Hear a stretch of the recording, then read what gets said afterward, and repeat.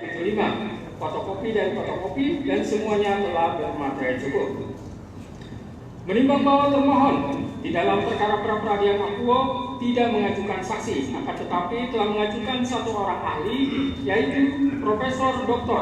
Agus Surono SHMH, yang telah memberikan pendapat yang pada pokoknya sebagai berikut, dianggap dibacakan.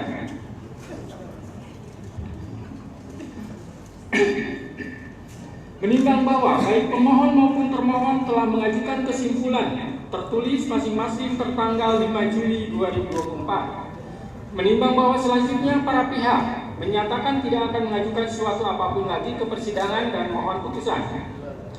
Menimbang bahwa untuk menyingkat uraian putusan ini, maka segala sesuatu yang tercatat di dalam berita acara persidangan dianggap telah termuat selengkapnya dan menjadi bagian yang tak terpisahkan dari putusan ini. Tentang pertimbangan hukum, menimbang bahwa maksud dan tujuan permohonan pra-peradilan pemohon adalah sebagaimana terurai di atas.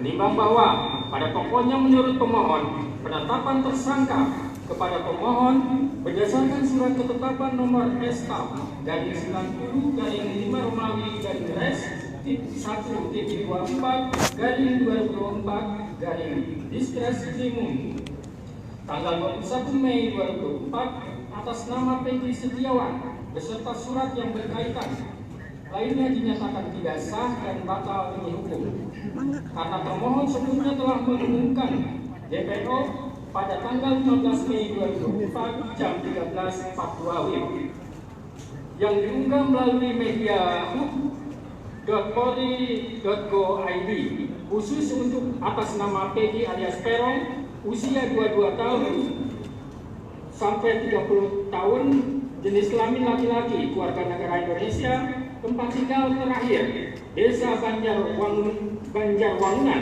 Kecamatan Mundung, Kabupaten Cirebon, dengan ciri-ciri khusus tinggi 160 cm, badan kecil, rambut keriting, kulit hitam, sebagaimana yang diumumkan oleh Polri, sangat jauh berbeda dengan ciri-ciri yang melekat pada diri Peggy Setiawan dan saat ini ditetapkan sebagai tersangka.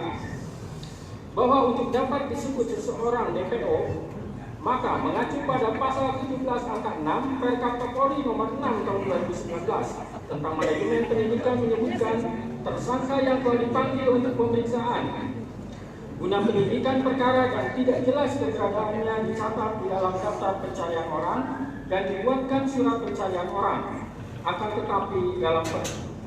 tetapi dalam fakta perkara akuo, pemohon tidak pernah dipanggil oleh termohon dalam perkara tersebut.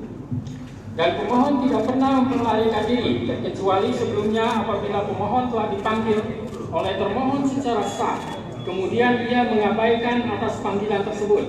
Maka hal tersebut layak dilakukan penetapan tersangka selama telah ditemukannya dua alat bukti tanpa kehadirannya, absensia.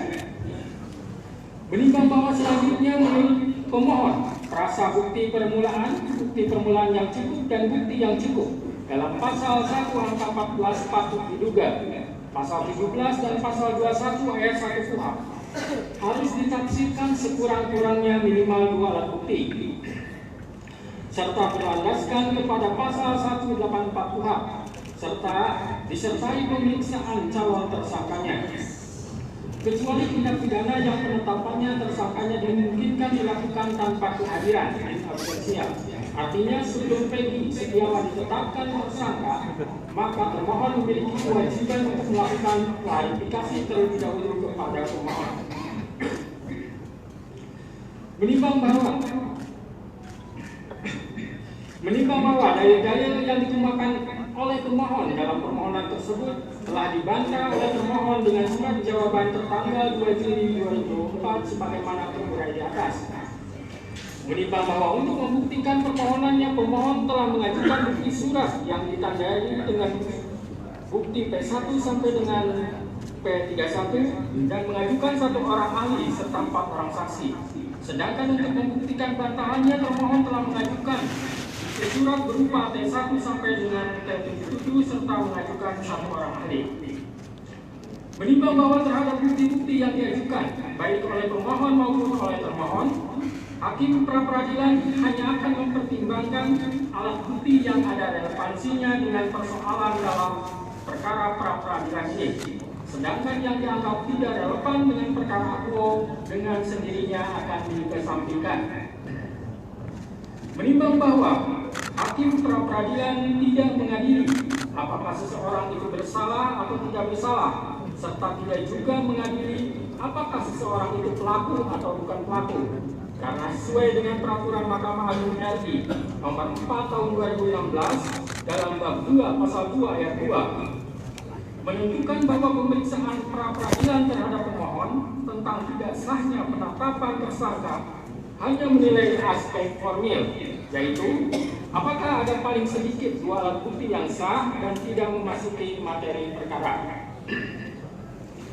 Menimbang bahwa sebelum hakim mempertimbangkan lebih lanjut apakah permohonan pra-peradilan yang diajukan oleh pemohon beralasan atau tidak, maka terlebih dahulu akan dipertimbangkan tentang berwenang tidaknya hakim pra-peradilan untuk mengadili tentang sah tidaknya penetapan tersangka berdasarkan surat ketetapan nomor Staf 90 garing 5 Romawi Res 124 garing Distreskrimum tanggal 21 Mei 2024 atas nama Peggy Setiawan.